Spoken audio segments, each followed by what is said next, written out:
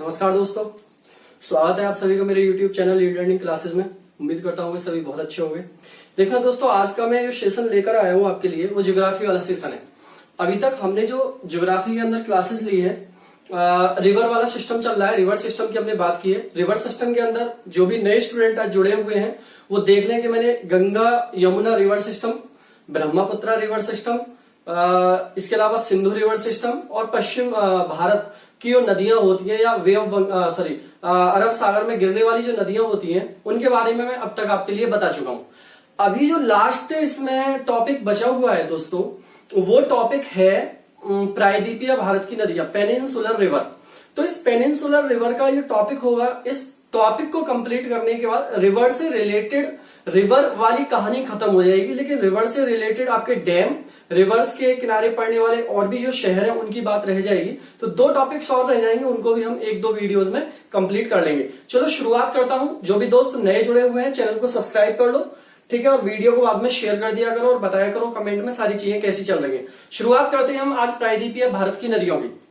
देखो, एक वीडियो में मैं ये भी बताऊंगा आपको प्रायद्वीपीय भारत और हिमालयी नदियों के बीच में क्या डिफरेंस है, लेकिन सिर्फ अभी हम नदियों की बात कर रहे हैं कि कौन सी नदी कहां से निकल रही है और कहां जाके गिर रही है और उसकी सहायक नदियां कितनी है, लंबाई, इन सारी चीजों की अभी हम बात कर रहे हैं। तो शुरुआत करता हूं मैं इस सेशन में। तो देखोगे, प्रायद्वीपीय भारत से रिलेटेड मैं पहले मैपिंग आपके लिए कर देता हूं, सारी चीजें आपको मैप के थ्रू समझ में आ जाएंगी। तो देखोगे, हम प्रायद्वीपीय भारत की बात करें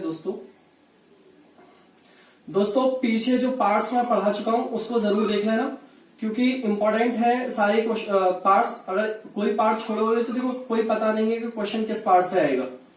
तो जरूरी है कि आप सभी पार्ट्स को कंप्लीट करो रिवर सिस्टम के, और मुझे उम्मीद है कि एक बार अगर सही से आप कंप्लीट कर लोगे और पढ़ लोगे तो आपको दिक्कत नहीं होगी किसी भी पार्ट में, और रिवर सिस्टम में तो बिल्कुल दिक्कत नहीं होगी कभी आपको। जिस तरीके से मैंने आपका रिवर सिस्टम पूरा कंप्लीट कराया है, आप ठीक से पढ़ोगे तो कोई दिक्कत नहीं होने वाली है। चलो इसको हम कंप्लीट करते हैं आज विद मैप के।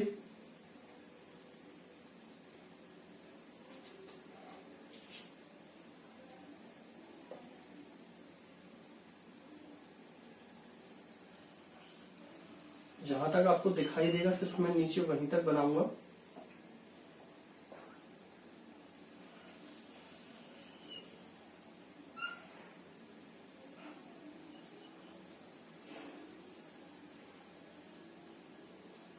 देखो, मैप को हम थोड़ा सा बड़ा बनाएंगे जिससे कि जितनी भी नदियां हैं वो सारी कंप्लीट इसमें आ जाएं।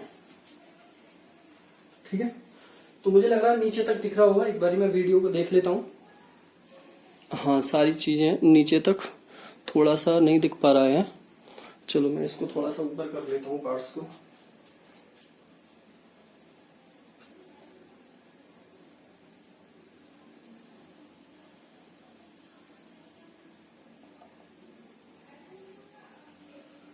अब शायद दिख रहा होगा ये।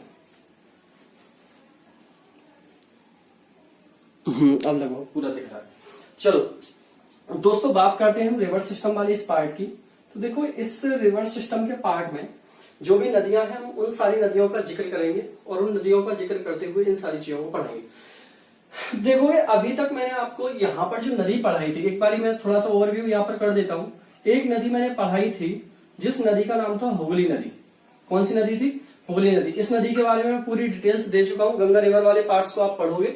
हुगली नदी, कहां से इसको हुगली नदी कहते हैं और कहां तक इसे भागीरथी नदी कहते हैं। ठीक है, इसका नाम हुगली शहर से पहले भागीरथी भी होता है। जब गंगा की वितरिका गंगा से निकलकर ये नदी अलग होती है, गंगा से निकलती है, पहले से भागीरथी, और यहाँ पर देखो ये हुगली शहर पड़ता है, और हुगली शहर से ये नदी जैसे ही आएगी तो इससे आगे बढ़ने के बाद इसको हुगली नदी कहेंगे। हुगली नदी की खास बात यह है कि भारत की ऐसी नदी है जिसके अंदर ज्वार आते हैं, ज्वार भाटा आता है। ठीक है, इंपॉर्टेंट क्वेश्चन आता भी रहता है कि ज्वार भाटा किस नदी के अंदर आता है।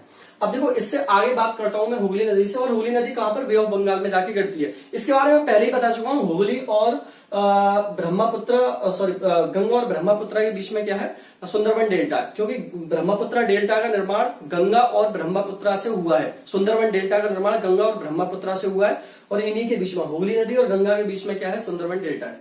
अब देखो आगे की कहानी क्या है कि ये वाला जो क्षेत्र है, इस वाले क्षेत्र को यहाँ पर मान के चलो झारखंड में ये वाला क्षेत्र है छोटा नागपुर का पठार। कौन सा है दोस्तों? छोटा नागपुर का पठार। और इस छोटा नागपुर के पठार से जब नदी निकलती है और ये नदी आकर पश्चिम बंगाल में जिस नदी से मिल जाएगी उस नदी का नाम क्या है? हुगली नदी। कौन सी नदी है? हुगली नदी। तो देखोगे मैं इसका नाम लिख देता हूं यहां पर, इसे बोलेंगे हम छोटा नागपुर पठार। ठीक है, कहां पर है दोस्तों? ये झारखंड।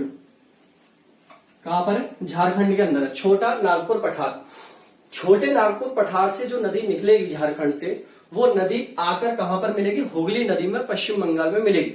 इस नदी का नाम है दोस्तों दामोदर नदी। कौन सी नदी है? दामोदर नदी।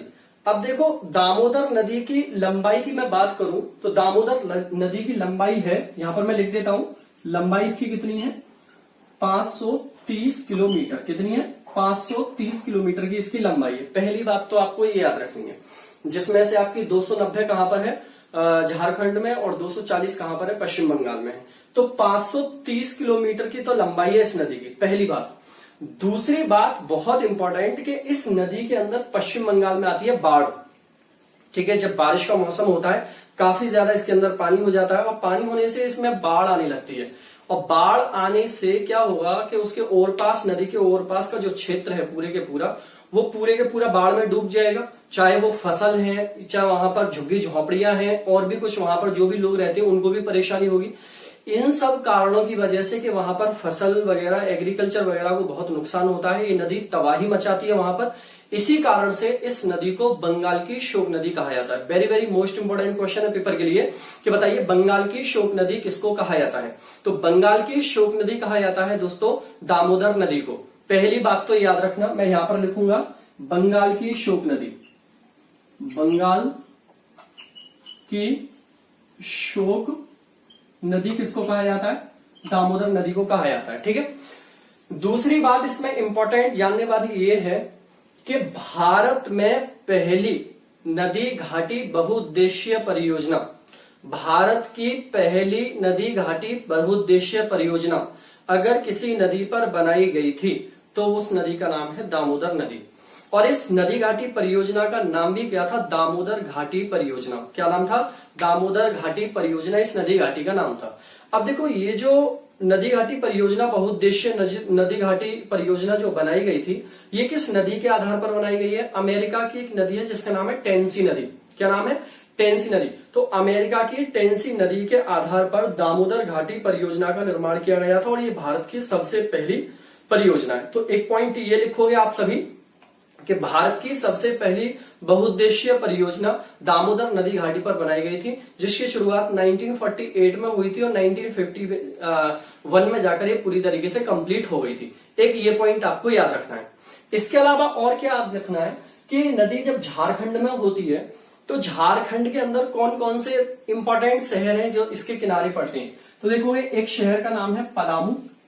लिख लेना भाई, पलामू। देखो, मैं बाद में रफ भी कर सकता हूं क्योंकि काफी सारी नदियां बनानी है, जगह नहीं होगी इतनी। पलामू। पलामू के बाद आगे लिखोगे यहां पर हजारीबाग।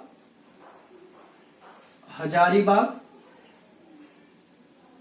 दोस्तों, हजारीबाग के बाद देखो यहां पर जो शहर पड़ेगा उसका नाम होगा धनबाद।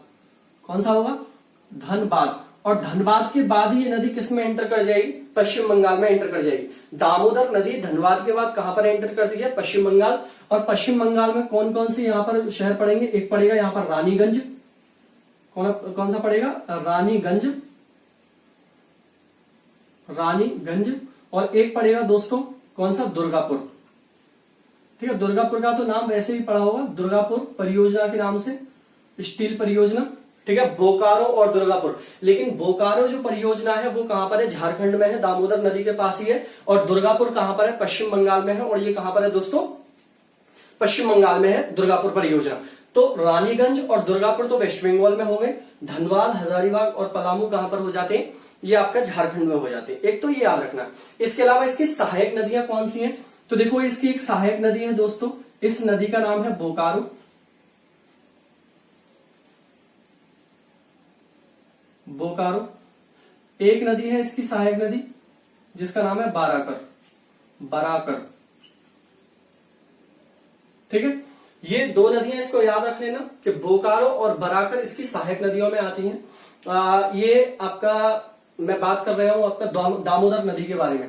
तो ये नदी कौन सी है दोस्तों? दामोदर नदी घाटी परियोजना की हमने बात की, दामोदर नदी। कौन सी है? दामोदर नदी।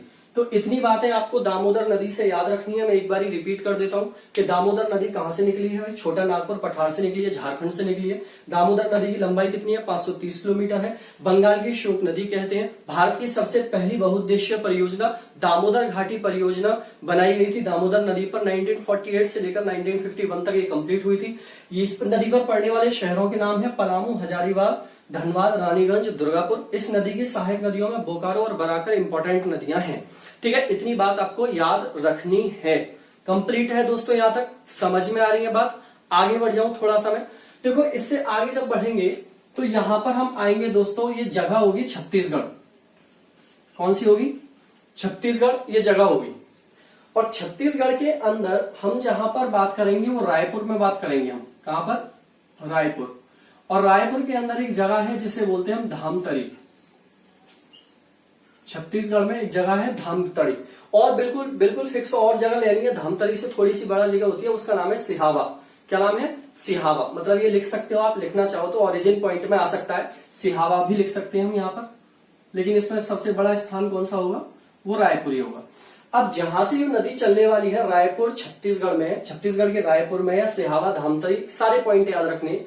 ये नदी चलेगी और ये नदी चलने के बाद दोस्तों, ये नदी होती हुई और ये नदी आकर उड़ीसा के रास्ते, ये कहां पर गिर जाएगी दोस्तों? ये गिर जाएगी आपके, थोड़ा सा आगे बनाए इसे, उड़ीसा के रास्ते होती हुई ये नदी कहां पर गिर जाएगी? बंगाल की खाड़ी में आकर गिर जाएगी। इस नदी का नाम है दोस्तों महानदी। इस नदी को क्या बोलते हैं हम? महानदी के नाम से जानते हैं। तो पहले इसका नाम भी याद रखोगे, महानदी के नाम से इस नदी को जाना जाता है। इस नदी की लंबाई है दोस्तों 858 किलोमीटर। कितनी है? 858 किलोमीटर की लंबी ये नदी है। ये बात याद रखनी है। दूसरी इंपॉर्टेंट बात याद रखनी है कि इस नदी के अंदर भी जब ये उड़ीसा में आती है तो काफी बाढ़ आ जाती है, काफी सारा पानी ओवरफ्लो होने लगता है, जिसकी वजह से वहां पर काफी नुकसान होता है।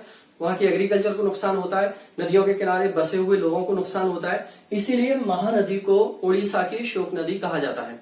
महानदी को उड़ीसा की शोक नदी इसीलिए कहा जाता है क्योंकि महानदी जब आती है दोस्तों कहां पर? उड़ीसा में, तो इस नदी पर काफी ज्यादा तबाही होती है। ठीक है, इसके और पास के हम तो उड़ीसा, महानदी को उड़ीसा की शोक नदी कहा जाता है।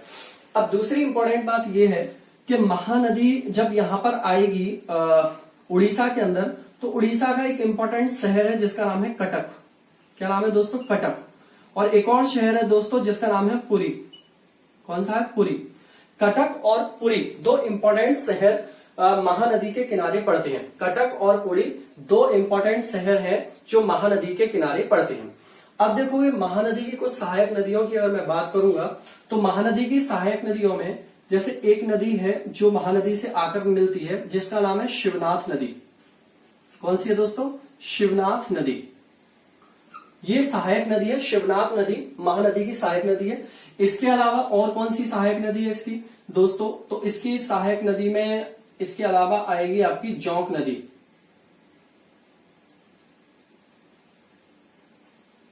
ठीक है, इसके अलावा और कौन सी है?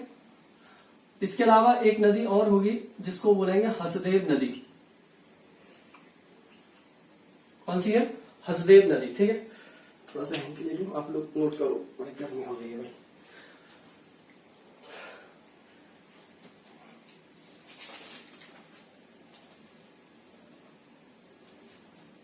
ठीक है दोस्तों, समझ में आ रहा है यहां तक? ठीक है, तो जोंक, हसदेव, देखो शिवनाथ, जोंक और हसदेव नदी की मैंने बात कर ली। आगे बढ़ेंगे तो यहां पर एक नदी और है दोस्तों, इस नदी को बोलेंगे हम ईब नदी। कौन सी बोलेंगे? ईब नदी। लिखते चलिए ना, जितने पॉइंट मैं बोल रहा हूं ये सहायक नदियां बता रहा हूं मैं आपको। शिवनाथ है, जोंक है, हसदेव है और ईब है। इससे आगे और बढ़ेंगे दोस्तों तो यहां पर एक नदी और पड़ेगी जिसको बोलेंगे हम पोंग नदी। कौन सी? पोंग नदी। लिख लो, जिसको बोलेंगे हम पोंग नदी। पोंग नदी। इससे आगे एक और नदी पड़ेगी दोस्तों, चलो मैं ऐसे करके ले लेता हूं, ये नदी है और इस नदी को बोलेंगे हम तेल नदी। तेल नदी।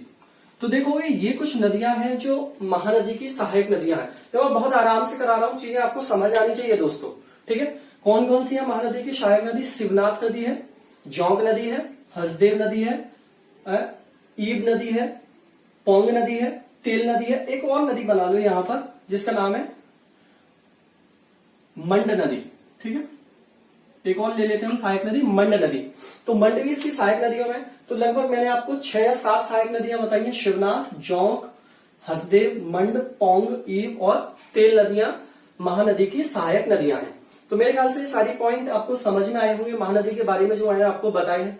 क्लियर हो रहा है दोस्तों, समझ में आ रहा है? स्क्रीनशॉट लेते चले आना। महानदी की डिटेल्स में आपको सारी दे चुका हूं, इसके बारे में जितनी भी चीजें वो मैं आपको बता चुका हूं। ठीक है, आगे बढ़ते हैं। अब देखो आगे बढ़ेंगे तो इस नदी से रिलेटेड जो पॉइंट होंगे, ठीक है, देखो ये गिरती है कहां पर, पारादीप के पास गिरती है। यहां पर एक पड़ेगा पारादीप, पारादीप के पास ये नदी गिर जाती है बे ऑफ बंगाल की खाड़ी में। अब देखो दोस्तों आगे बढ़ते हैं जब, तो यहां पर ये जगह है, इस जगह को हम क्या बोलते हैं, ये महाराष्ट्र में है। और महाराष्ट्र में भी जिस जगह पर है उसे बोलते हैं हम नासिक, और नासिक में जिस जगह पर है उसको बोलते हैं हम त्रवंकेश्वर। वंकेश्वर, त्रवंकेश्वर ये पॉइंट है दोस्तों यहां पर। ये है कहां पर दोस्तों, नासिक में। और नासिक आप सभी जानते हो कि महाराष्ट्र के अंदर है। अब देखो त्रवंकेश्वर नासिक से जो नदी चलेगी दोस्तों, ये नदी यहां से होती हुई महाराष्ट्र से, और ये नदी महाराष्ट्र के बाद देखोगे तेलंगाना, तेलंगाना के रास्ते आंध्र प्रदेश से होती हुई ये नदी जाके गिर जाएगी आपका बंगाल की खाड़ी में। ठीक है, इस नदी का नाम है दोस्तों गोदावरी नदी। क्या नाम है, गोदावरी नदी। और ये नदी देखो जितनी प्रायद्वीपीय भारत की मैं नदियां कराऊंगा उन नदियों में सबसे लंबी नदी है। अब आपसे क्वेश्चन पूछ सकता है कि बताइए दक्षिण भारत की सबसे लंबी नदी कौन सी है, तो आंसर होगा गोदावरी नदी। गोदावरी नदी दोस्तों दक्षिण भारत की सबसे लंबी नदी है। ठीक है, या ऐसे भी बोल सकते हो कि प्रायद्वीपीय भारत की सबसे लंबी नदी कौन सी है, तो प्रायद्वीपीय भारत की सबसे लंबी नदी है दोस्तों गोदावरी नदी। इस नदी की लंबाई की अगर बात करें हम दोस्तों, तो इस नदी की लंबाई कितनी है, यहां पर लिख देता हूं मैं, इसकी लंबाई कितनी है, 1465 किलोमीटर की लंबी नदी है। ठीक है, ये सबसे लंबी नदी है प्रायद्वीपीय भारत की। प्रायद्वीप बोल के हम इसको दक्षिण भारत भी बोल सकते हैं, सबसे लंबी नदी है, पहली बात। दूसरी बात, इसे दक्षिण भारत की गंगा कहा जाता है। इंपॉर्टेंट है, लिखते चले आना, इसे दक्षिण भारत की गंगा कहा जाता है। ये सुना भी होगा आपने, भारत की गंगा। ठीक है, बहुत कॉमन सा एकदम से रहता है इस नदी के बारे में।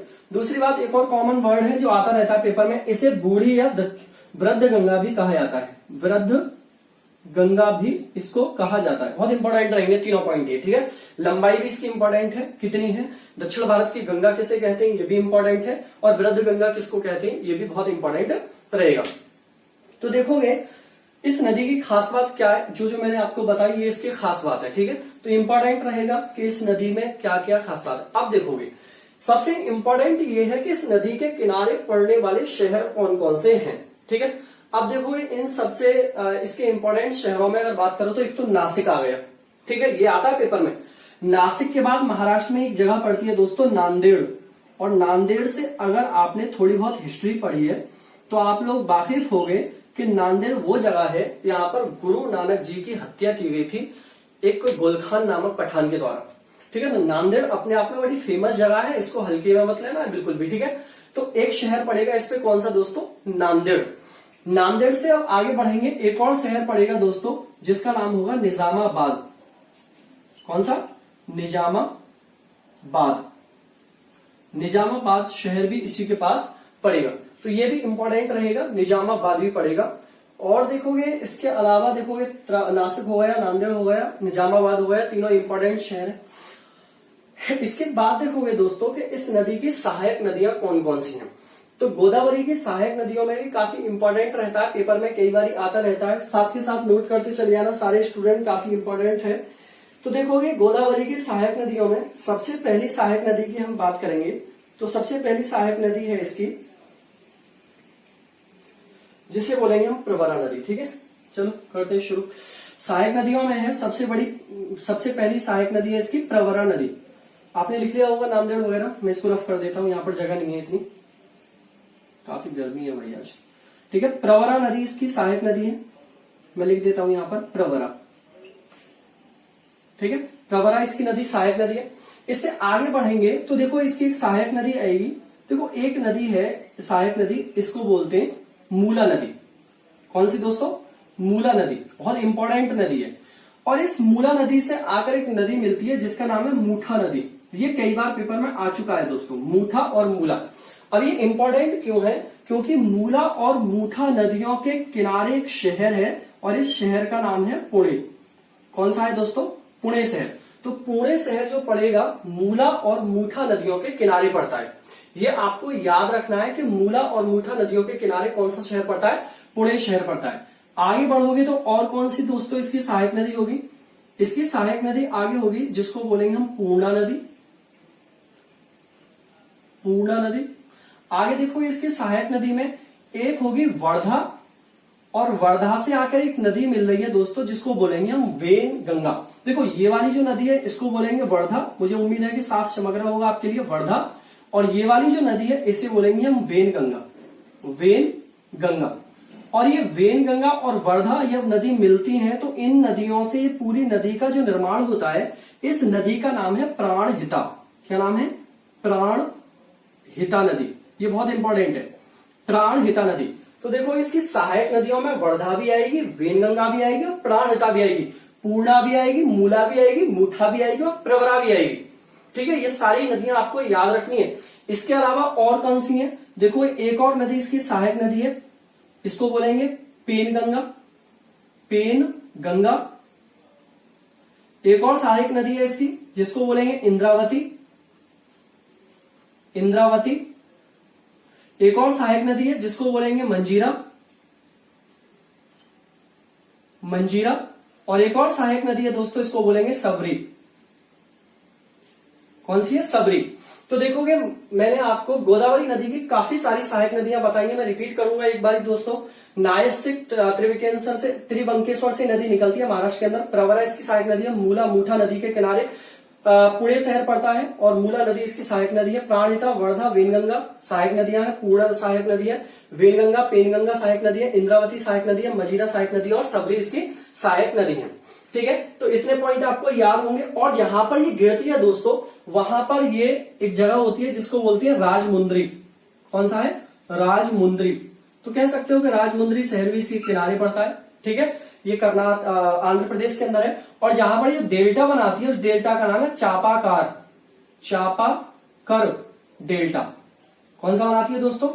चापाकर डेल्टा का ये निर्माण करती है। तो मुझे लगता है आपको गोदावरी नदी के रिलेटेड मैंने जितने भी इंपॉर्टेंट पॉइंट्स हो सकते थे वो सारे कवर करा दिए और आपको दिक्कत नहीं होगी इससे ज्यादा। ठीक है, क्लियर हो गया दोस्तों? ठीक, स्क्रीनशॉट ले लो। मैं इन सारी चीजों को रफ करूंगा, नहीं तो आपके लिए बहुत ज्यादा वैसे हो जाएंगे हेक्टिक। स्क्रीनशॉट लो फटाफट से, मैं रफ करता हूं इन सारी चीजों को आगे पॉइंट के लिए।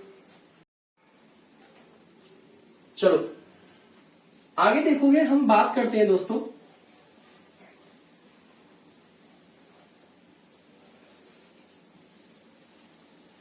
आगे जो नदी है उस नदी की बात करते हैं। वो नदी भी कहां से निकलेगी? महाराष्ट्र से निकलेगी। अब देखो महाराष्ट्र से यही नदी मैं फिर निकालूंगा, एक नदी महाराष्ट्र से। और महाराष्ट्र से निकलने के बाद ये नदी भी देखोगे आंध्र प्रदेश के रास्ते, कर्नाटक से भी होते हुए ये नदी कहां पर जाके गिरेगी? महाराष्ट्र, कर्नाटक, आंध्र प्रदेश के रास्ते होते हुए बंगाल की खाड़ी में गिर जाएगी। ये नदी जिस पॉइंट से निकलेगी दोस्तों, उस पॉइंट का नाम होगा महाबलेश्वर। क्या होगा? महाबलेश्वर। और ये महाबलेश्वर कहां पर होगा? कई बार पूछा गया पॉइंट है कि महाबलेश्वर कहां पर है, डायरेक्ट ऐसे पूछा गया है। महाबलेश्वर आपका महाराष्ट्र के अंदर है। ये नदी का नाम है दोस्तों कृष्णा नदी। कौन सी है दोस्तों? ये कृष्णा नदी इस नदी का नाम है। ठीक है, कृष्णा नदी की हम बात कर रहे हैं अभी। कृष्णा नदी की सबसे पहली और खास बात यह है कि कृष्णा नदी की लंबाई 1401 किलोमीटर है और इसकी जो लंबाई है ये दक्षिण भारत की दूसरी सबसे लंबी नदी है, या ये भी कह सकते हो कि प्रायद्वीपीय भारत की दूसरी सबसे लंबी नदी है। प्रायद्वीपीय भारत की दूसरी सबसे लंबी नदी है या दक्षिण भारत की दूसरी सबसे लंबी नदी है। पहली बात कृष्णा नदी के बारे में ये याद रखनी है।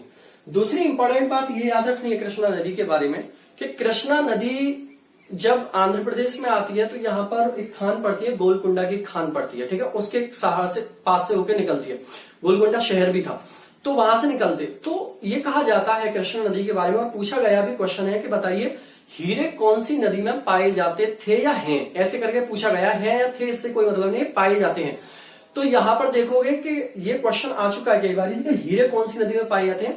तो अब आंसर दोगे यहाँ पर कि कृष्णा नदी में हीरे पाए जाते हैं।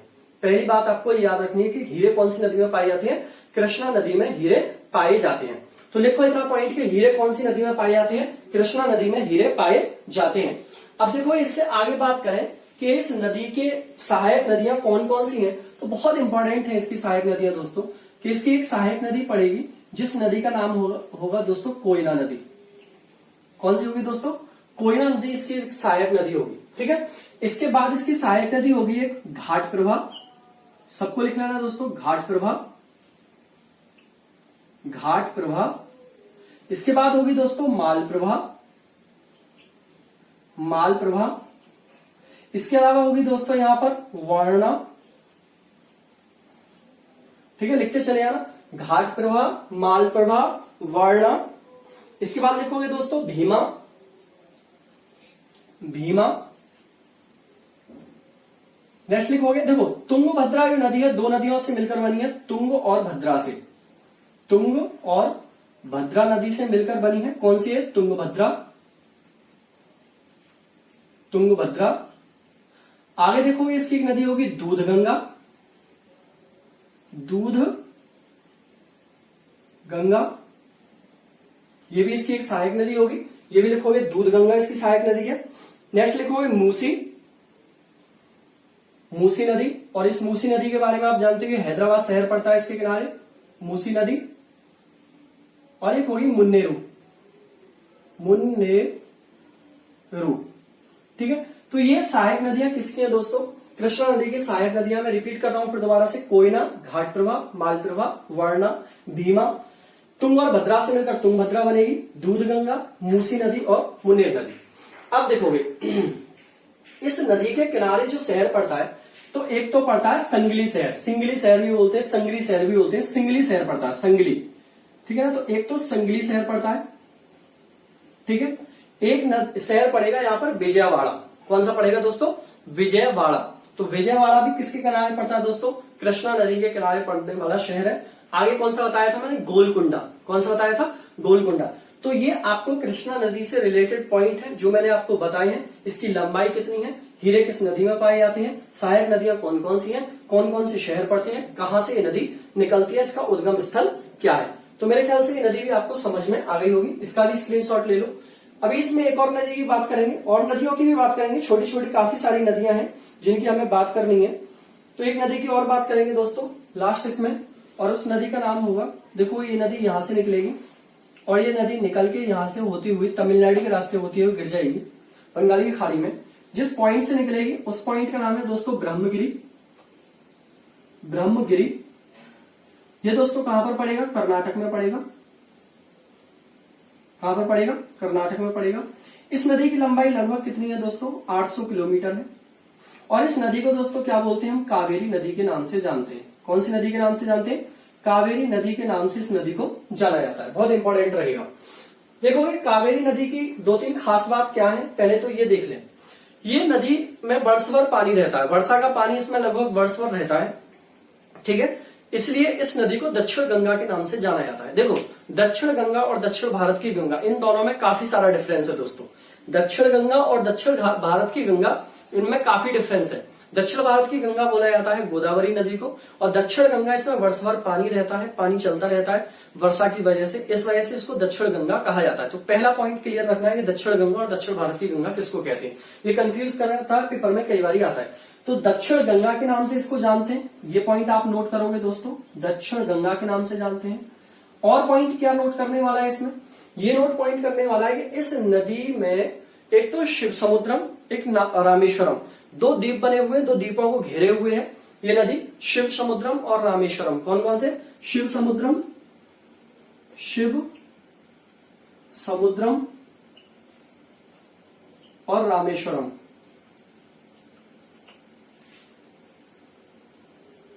खाली शिव समुद्रम ही याद रख लोगे, ठीक है। शिव समुद्रम, इसके अंदर द्वीप बना हुआ है जिसको ये घिरे हुए हैं, ठीक, इतना याद रखना।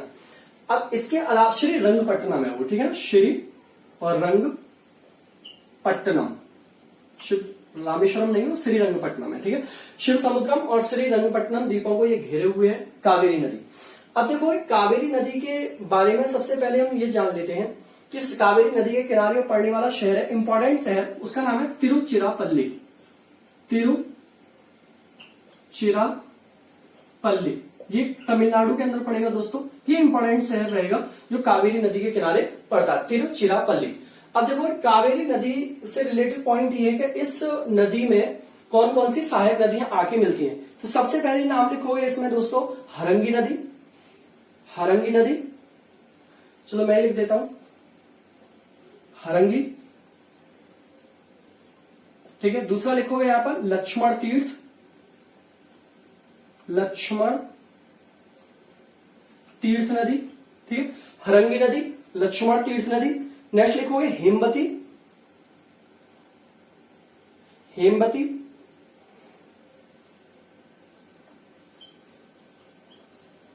नेक्स्ट लिखोगे शिमछा, शिमछा, यहां पर जगह थोड़ी सी कम है।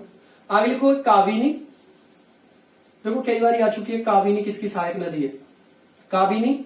आगे लिखोगे दोस्तों इसमें भवानी, भाविनी भी बोल देते हैं इसको, भवानी, ठीक है। एक आप और लिखना चाहो तो और लिख दो इसमें, ठीक है। चलो इतनी का अमरावती और लिख लो, इसमें आ जाता है पेपर में, है तो कई सारी, लेकिन अमरावती और लिख देते हैं, अमरावती, ठीक है। देखोगे यहां पर अगर कावेरी नदी की बात की जाए दोस्तों, 800 किलोमीटर लंबी नदी है।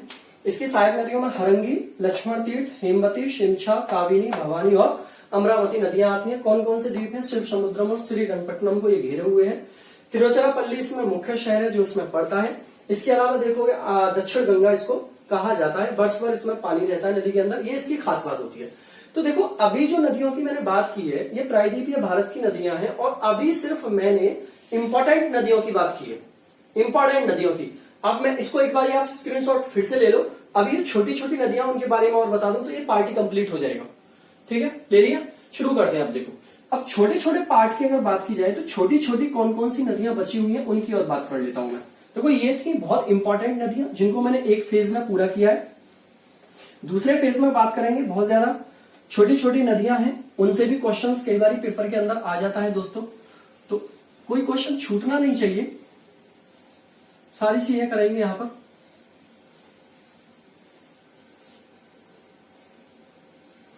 चलो शुरुआत करते हैं, छोटी छोटी नदियां कौन कौन सी हैं। तो देखो छोटी छोटी अगर नदियों की बात की जाए, देखो नीचे यहां पर अगर नहीं दिखा हो तो मैंने बोल दिया है, उसको वीडियो को रिपीट करके देख लेना एक बार, ठीक है, क्योंकि जगह की कमी पड़ जाती है बोर्ड पे अगर एक साथ पढ़ो तो। अब देखो यहां पर छोटी नदियों में सबसे पहले यहां पर एक पॉइंट लूंगा मैं, जो मैंने पहले भी लिया था अभी, जिसका नाम था छोटा नागपुर पठार, छोटा नागपुर पठार। और इस छोटे नागपुर पठार से नदी निकलती है दोस्तों झारखंड से, उड़ीसा के रास्ते होते हुए ये नदी आकर कहां पर गिर जाती है, बंगाल की खाड़ी में गिर जाती है। ये इंपॉर्टेंट नदी भी रहती है, इस नदी को हम स्वर्ण रेखा नदी भी कहते हैं। कौन सी, इस नदी का नाम क्या है दोस्तों, स्वर्ण रेखा नदी के नाम से इसको जाना जाता है, ठीक है। अब देखो इंपॉर्टेंट ये है कि जमशेदपुर जो शहर है वो स्वर्णरेखा नदी के किनारे ही पड़ेगा। कौन सा, जमशेदपुर शहर है वो स्वर्णरेखा नदी के किनारे पड़ेगा। एक ये इंपॉर्टेंट पॉइंट है इसके अंदर। दूसरा इंपॉर्टेंट पॉइंट ये है दोस्तों इस नदी से रिलेटेड, कई बार पूछा भी गया कि बताइए सोने के कण कौन सी नदी में पाए जाते हैं।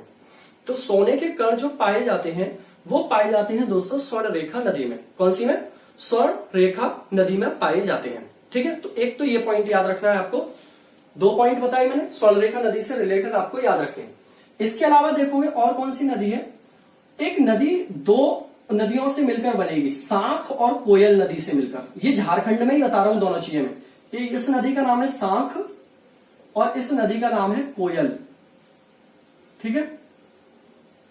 और ये नदी जब बनेगी तो ये भी आके यहां पर गिर जाएगी, उड़ीसा के रास्ते होते हुए बंगाल की खाड़ी में ही गिरेगी, ठीक है। इस नदी का नाम है ब्राह्मणी नदी, ब्राह्मणी नदी, ठीक है। इंपॉर्टेंट है भाई, लिखते चले आना, मैं जितनी भी बातें बता रहा हूं आपको, ठीक है। कोयल और सांख नदी से मिलकर कौन सी नदी बनती है, ब्राह्मणी, झारखंड से निकलती है और नदी आकर कहां पर गिर जाएगी, ये नदी आकर गिर जाएगी दोस्तों आपको बंगाल की खाड़ी में। हो गया। एक और नदी लिखोगे दोस्तों उड़ीसा के ही रास्ते, देखोगे ये है उड़ीसा के अंदर जिस जगह का नाम है क्यूझोर पठार, क्यूझोर झार पठार, क्यों झोर ही लिख दो, ठीक है, क्यों झोर पठार उड़ीसा के अंदर है दोस्तों।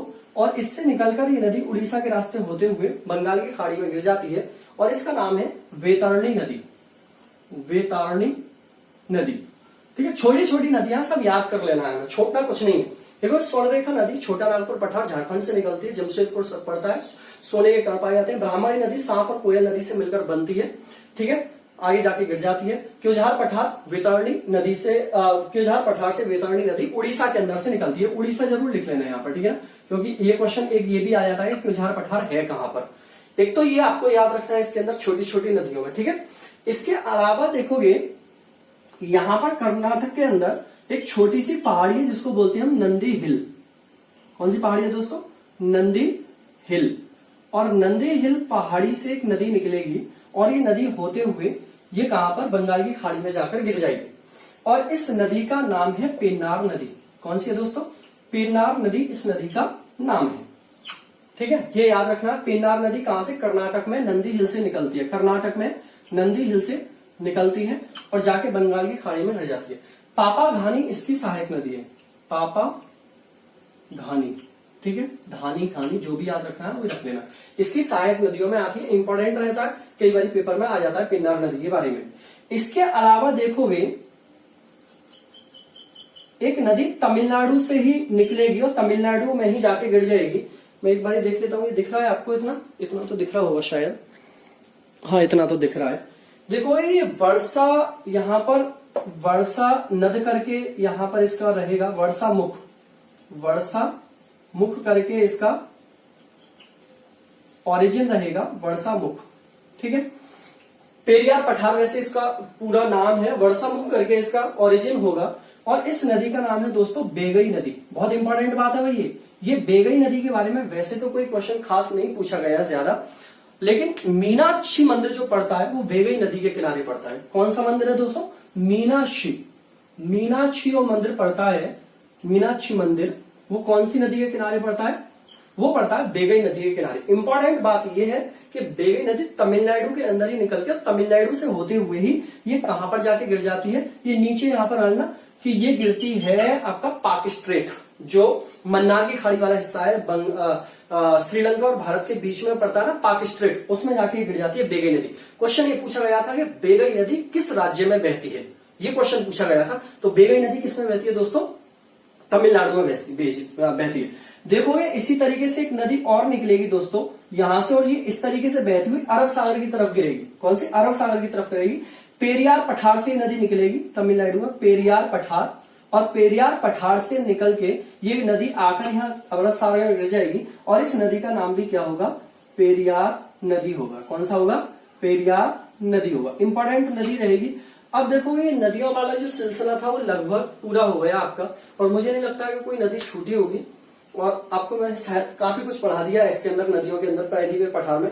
एक बार तो मैंने आपको इंपॉर्टेंट नदियां बताई जिनसे ज्यादा क्वेश्चन आते, फिर मैंने उन छोटी छोटी नदियों की बात करी जिनसे क्वेश्चन पूछता है तो आप उलझ जाते हो। तो एक एक करके मैंने देखो 3 और 2 5 नदियां 6 नदियां और मैंने बताई हैं। तो मेरे ख्याल से सारा टॉपिक आपको समझ में आ गया होगा। जितने भी दोस्त हैं चैनल को सब्सक्राइब कर लो, वीडियो को शेयर करो और आज मुझे कमेंट करके बताओ कि पार्ट आपको समझ में आया या नहीं आया। ये पार्ट था दोस्तों प्रायद्वीपीय भारत की नदियों का और ये पार्ट हुआ कंप्लीट। अगले पार्ट में मैं आपको लेकर आऊंगा नदियों पर कौन कौन से बांध हैं, कौन सी नदी पर किस राज्य में कौन सा बांध बना हुआ है। तो बांध वाला टॉपिक हम अलग से करेंगे। फिर शहर वाला टॉपिक, वैसे तो मैंने शहर यहाँ पर बताए हैं, फिर भी बहुत सारी नदियां हैं छोटी छोटी जिन पर शहर है, उनको मैं छोड़े हुआ हूं, उनको एक साथ ही करके टॉपिक हमारा कंप्लीट रिवर सिस्टम का हो जाएगा। चलो दोस्तों इसका स्क्रीनशॉट ले लेना। यहीं से मैं आपसे लेता हूं विदा। Tata bye bye and take care.